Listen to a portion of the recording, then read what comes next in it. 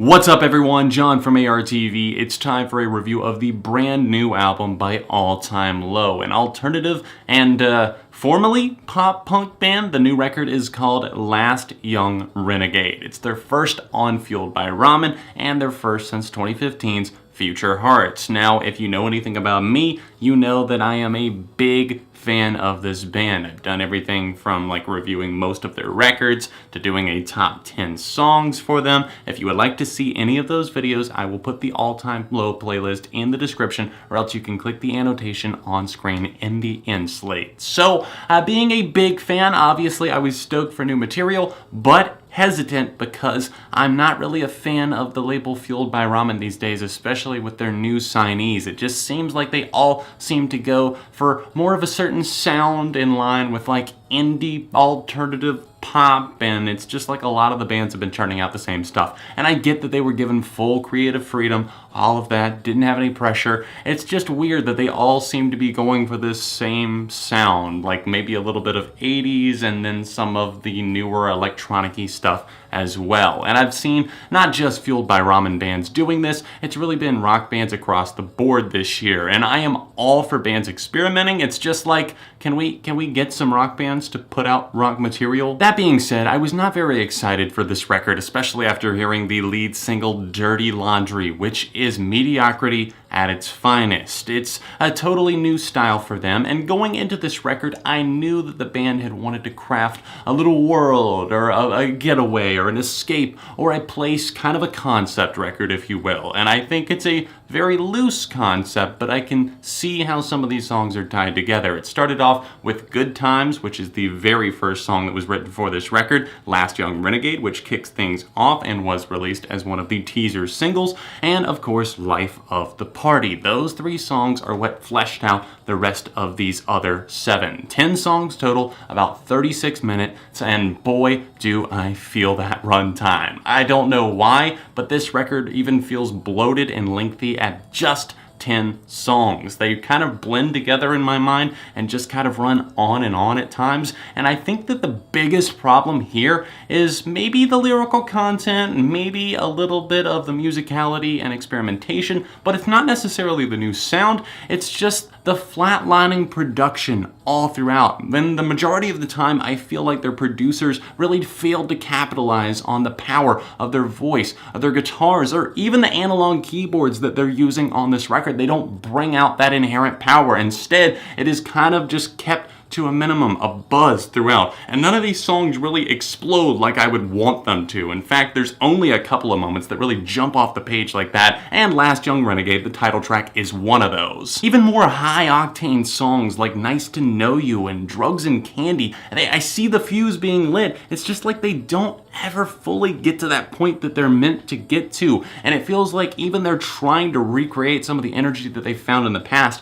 but whenever they do here, it feels a bit forced. And I'm not totally knocking them here, and I'm not saying that they're disingenuous. It's just unfortunate the way these songs turned out. I don't know if it's just, like I said, a combination of the production and the lyrics being a bit stale as well. They feel quite predictable, especially with Alex writing from the viewpoint of like a child or a teenager just growing up, and instead of like Future Hearts where he was reminiscing, being nostalgic, here it's from a totally different vantage point. And that's all well and good, but whenever the songs sound all too similar to each other, especially the thematic feels where they're just basically talking about growing up, the experiences and the times, it shouldn't all feel so similar. The stories should feel different from each other, and they really don't. Life of the Party is a very interesting cut, and it's one that I was very conflicted on from the start because there's a lot of new sounds here, and I do kind of hate throughout this record how there's kind of the vocoded vocals going in the background, some of like the sampled loops and that sort of thing, and especially on Life of the Party, you can hear during the chorus mixed in with the guitars, you can hear those like vocals being used as maybe like a synth sample and being played throughout the chorus. And it's just weird because you think about things like how will this sound in a live setting? And I've actually seen Dirty Laundry in a live setting. It's okay, it's definitely better than the studio, but I'm only going to be going to see them live one time, whereas I'm stuck with the regular record the majority of the time. And I don't think it's one of those things where you should judge a record based on, oh, well, it'll probably sound better live. If I did that, then I'd have to be assuming a lot of things, and I'm just not ready to do that. But with Life of the Party, I really do see how this one could translate, especially if they get one of the members on the keyboard. And I think Jack actually comes through with some pretty cool guitar parts on this thing, especially like the bridge, the breakdown of the track. It gets a little bit more intense, and I love the lyrical content on this track. I think it's one of the most beautifully pinned on the entire record because it is so dark and personal. It's one of those things where we start to see the demons that Alex is talking about. And honestly, a lot of them kind of feel silly throughout the record. Like, not knocking, but it just seems like it's like childhood stuff, and it doesn't seem like anything too traumatizing. But here, I actually feel like we're opening a page in a book in his personal life, and where Alex is opening up about all of these things that he's had to be in with the band. Maybe like not getting time to himself, or his personal life just being so out there in the world. And he's partied to kind of like shake that off and not be a part of that and forget all about that world that exists and that he has built up with All Time Low. So I like seeing that. He's saying here, I'm the life of the party, but really it seems like he's lost in that mode. He's wanting to get out of it, but at the same time, he still needs an escape. So where do you go in the in-between? I'm not saying that song's gold by any means, and unfortunately, if that is the high standard for songwriting on this record, what else is to come other than some stuff that is pretty mediocre, pretty average and middle of the road stuff, like Drugs and Candy, for example, like I was talking about. I get the metaphor there. It's you're the opposites, you know, you're trying to bring two different worlds together, essentially, maybe a relationship or a friendship, especially in your youth or something like that. But like I mentioned previously, it just seems like they're trying to focus on an energy or a vibe that they had earlier in their career, but it sounds way too similar to other bands. In fact, the opening part of this song to me sounds way too similar to San Diego by Blink-182 off of their album California. And I think unoriginality kind of plagues this record. They kind of just maybe were influenced by the 80s or some other rock or pop acts and that sort of thing. And as a result of that, and the extra co-writers, the extra producers that make things a little too glossy, I really do feel like they are going through the same things that like Linkin Park and Fall Out Boy have gone through. And it's an identity crisis. It's them trying to fit in, I feel like. And I get it. Oh, they didn't do it for commercial reasons, John. Go ahead and say whatever you want in the comment section down below. I don't know, I'm a little bit tired at this point of having to hear all of these rock bands do pretty much the exact same thing. At least with other bands this year, like Paramore, they have explored and expanded their sound, but have still really focused on their instruments and very, very nuanced songwriting. And I'm not getting that here, even though it seems like we were promised a concept record. Like I said, I can see how the songs loosely fit together within the themes of relationships and life in general, but if you're saying that's a concept record, then what album really isn't a concept record, especially in the world of like rock and alternative, because those are very, very familiar subjects. I've been seeing a lot of fan praise for the track Nightmares already, and I'm really not understanding why. I get everybody perceives things differently, but for me personally, whenever I'm listening to this track, I'm hearing something that starts off really, really good. I love the intro of this track. The guitars are tuned nicely, and I'm waiting for it to maybe break into something. The repetition really just brings it down for me. It's one of those things that I thought I could sink my teeth into, but instead it just kind of slips into oblivion as I lose myself in something else. It's hard for me to focus on songs like this,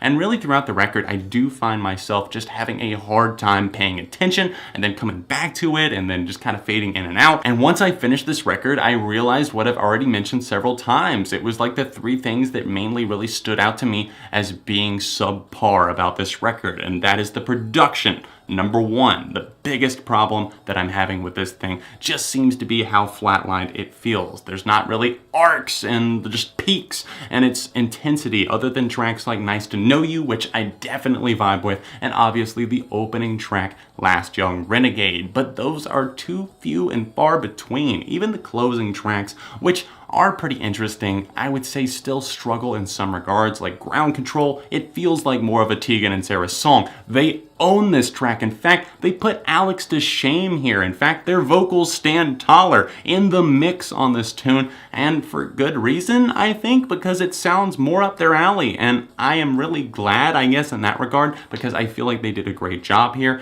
It just seems like Alex kind of got buried in the tune, especially as it goes during the chorus and the bridge of the track, but I do like that one a lot. There's a certain aura and energy to it, but I really can't deny it and say that I dislike this tune. It takes it a minute to get started, but once it does, I think it really finds its footing. And then the final track, Afterglow, it definitely has something going for it. It's got some kind of wonky instrumentation and some stuff that you really wouldn't expect as it goes on, and not to say that this song is just so experimental and out there and that sort of thing. I mean, it's still got some fuzzy guitars on it and that sort of thing. It warms up, but it stays a bit too lukewarm, especially on the production side of things. It can't decide what it wants to do, and that leads me to point number 2, which is really the lyrical content that plagues the record. It just feels vague, a little too familiar, maybe a bit unoriginal, and not to say that it is awful by any means. This is not an awful record. It's just the fact that it is point number 3,